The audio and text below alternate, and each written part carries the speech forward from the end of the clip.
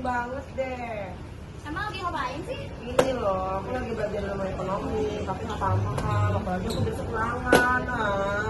Oh, ilmu ekonomi. Gampang itu mas, aku jelasin. Selamat pagi semuanya. Kami dari kelompok 1 akan menjelaskan konsep ilmu ekonomi.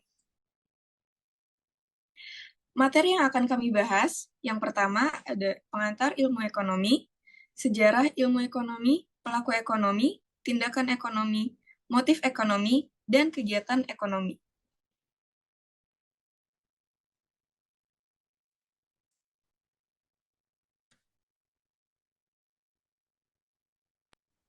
Pengantar ilmu ekonomi. Economikos berasal dari bahasa Yunani, yaitu economikos, yang artinya adalah pengelolaan ladang.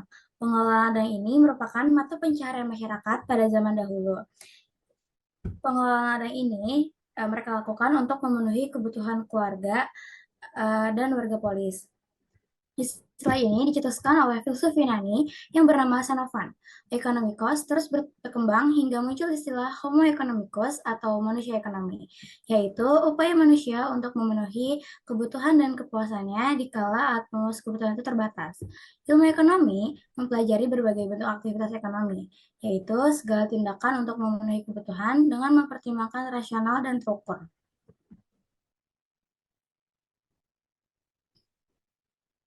Sejarah ilmu ekonomi. Ilmu ekonomi berkembang pesat dimulai dengan penerbitan buku An Inquiry into the Nature and Cause of the Wealth of Nations atau lebih dikenal dengan Wealth of Nations pada tahun 1776 karya Adam Smith. Berkat gagasannya, Adam Smith dikenal sebagai Bapak Ilmu Ekonomi.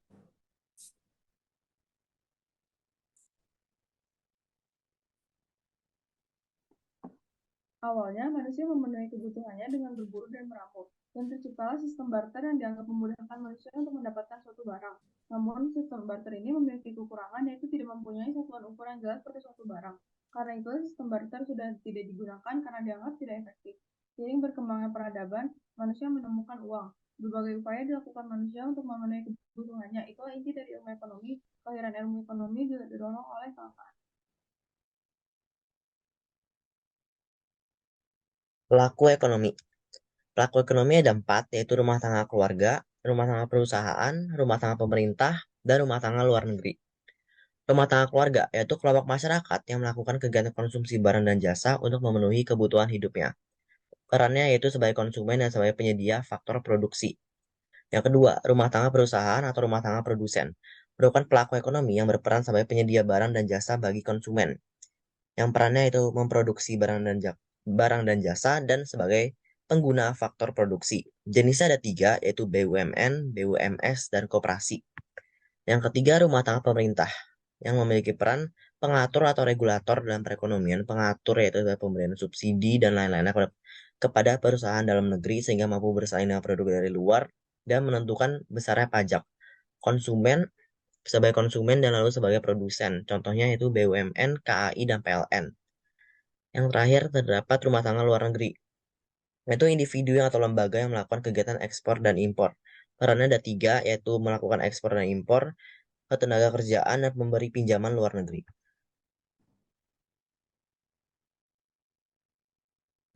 Tindakan ekonomi. Tindakan ekonomi dibagi menjadi 2, yaitu rasional dan irasional.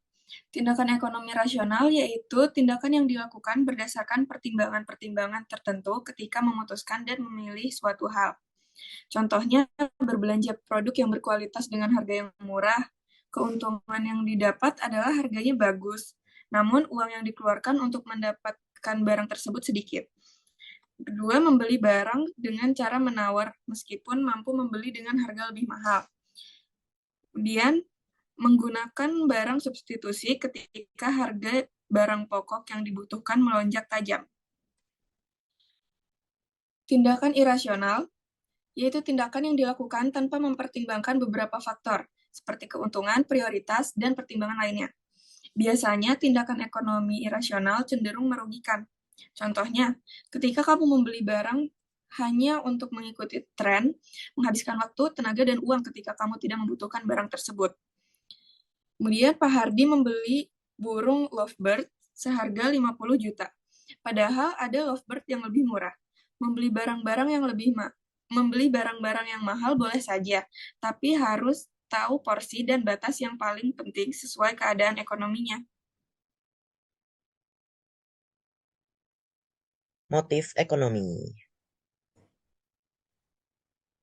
Terbagi menjadi dua, yaitu motif individu dan motif organisasi. Motif individu yaitu motif untuk memenuhi kebutuhan, memperoleh keuntungan, mendapatkan kekuasaan, memperoleh penghargaan, dan berbuat sosial. Untuk motif organisasi, ada motif produksi barang, motif mencari keuntungan, dan motif menjaga kontinuitas.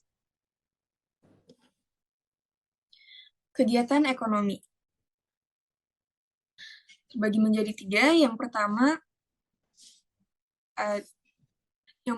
ada tindakan produksi, yaitu usaha untuk menambah nilai guna suatu barang atau jasa. Jadi bahan baku akan diolah hingga menambah nilai guna benda tersebut. Contohnya pabrik mengolah kedelai menjadi tempe atau tahu. Yang kedua, kegiatan distribusi, yaitu usaha untuk menyalurkan barang dan jasa hingga ke konsumen. Contohnya, nelayan mengirim hasil tangkapannya ke pedagang ikan di pasar. Pedagang ikan ini nantinya akan menjual ikan kepada konsumen. Yang ketiga, kegiatan konsumsi, yaitu usaha untuk menghabiskan dan mengurangi nilai guna suatu barang atau jasa. Contohnya, siswa membeli alat di toko buku. Jadi misalnya dia akan menghabiskan nilai guna dari pulpen atau buku. Sekian penjelasan dari kami. Terima kasih sudah mendengarkan. Selamat pagi. Udah dong, aku jadi tahu ilmu ekonomi. Terima kasih Nesya dan